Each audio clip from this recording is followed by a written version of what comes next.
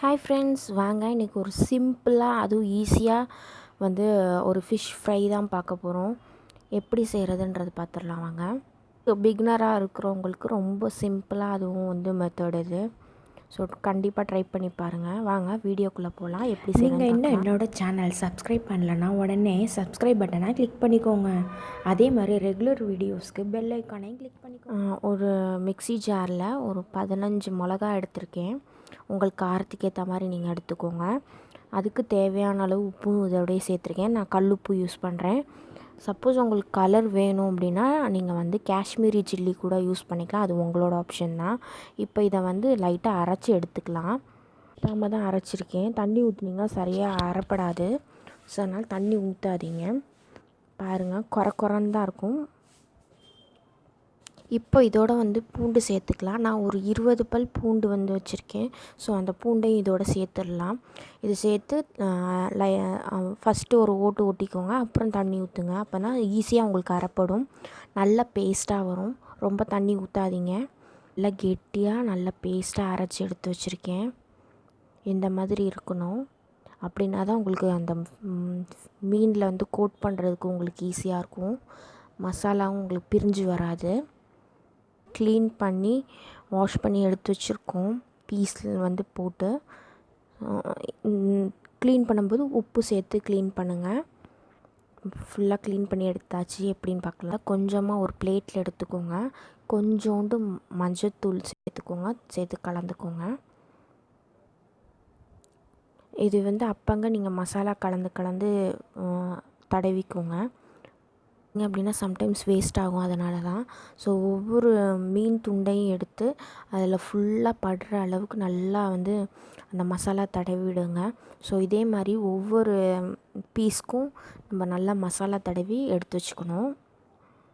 இதில் ஒரு சின்ன டிப்பு என்ன அப்படின்னா, சப்போஸ் வந்து மசாலா வந்து அந்த ஃப்ரை பண்ணும்போது உதிருது, அதில் இல்லை அப்படின்னு சொல்கிறவங்களுக்கு நீங்கள் மசாலா பிசையும் போதே கொஞ்சமாக ஒரு எண்ணெய் ஊற்றி நீங்கள் லைட்டாக வந்து பிசைஞ்சு எடுத்து வச்சுக்கோங்க. அப்படி பண்ணிங்கன்னா மசாலா உதிராது.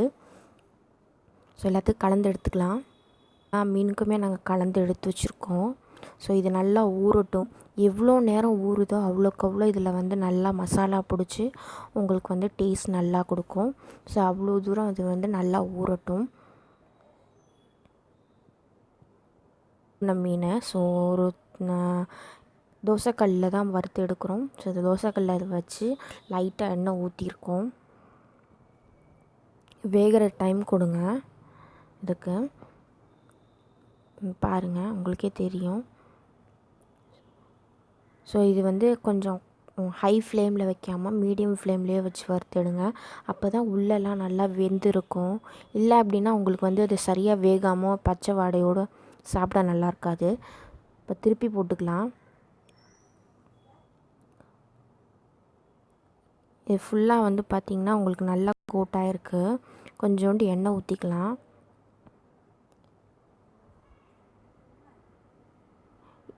இது இன்னொரு ட்ரிக் இருக்குது. என்னென்னா வந்து நீங்கள் மசாலா தடவுறதுக்கு முன்னாடி கொஞ்சோண்டு லெமன் ஜூஸ் தடவிட்டு அதுக்கப்புறம் நீங்கள் மசாலா தடவினாலும் அதுவும் உங்களுக்கு ஃபுல்லாக அப்சர்வ் ஆகும். உங்களுக்கு ஃபிஷ்ஷோட மசாலா வந்து நல்லா அப்சர்வ் ஆகி கொடுக்கும். பாருங்கள். ஸோ இது நல்லா வேகட்டும். வெந்ததுக்கப்புறம் எப்படி இருக்குன்றதை பார்க்கலாம். கொஞ்சம் டைம் கொடுங்க வேகிறதுக்கு. நல்லா வெந்துருச்சு. அந்த சைடில் ஓரத்தில் இருக்க அந்த தோல்லாம் லைட்டாக எடுத்துகிட்டு வருது பாருங்கள். அதே மாதிரி உங்களுக்கு அந்த முள்ளுமே தனியாக வரும். அந்த மாதிரி வந்துச்சு அப்படின்னா உங்களுக்கு நல்லா வெந்துருச்சுன்னு அர்த்தம். வேணால் நீங்கள் இன்னும் கொஞ்சம் எண்ணெய் கூட ஊற்றி வறுத்துக்கலாம். ஸோ இன்னும் கொஞ்சம் நேரம் இருக்கட்டும். இது கொஞ்சம் கலர் சேஞ்ச் ஆச்சு அப்படின்னா நம்ம எடுத்துடலாம். இதுக்கு நான் எந்த ஒரு ஃபுட் கலரும் சேர்க்கலை. நீங்கள் வேணும் அப்படின்னா காஷ்மீரி சில்லி சேர்த்துக்கோங்க. ஃபுட் கலர் சேர்க்காதீங்க. நல்லா ரெடி ஆகிடுச்சு ஃபிஷ் ஃப்ரை. ஈஸி தான், ரொம்ப சிம்பிளாக. அது புதுசாக கற்றுக்குறவங்களுக்கு இது கொஞ்சம் ஈஸியான மெத்தடு. ஸோ உங்களுக்கு ஏற்ற அளவுக்கு காரம் நீங்கள் சேர்த்துக்கலாம். அது உங்களோட ஆப்ஷன் தான்.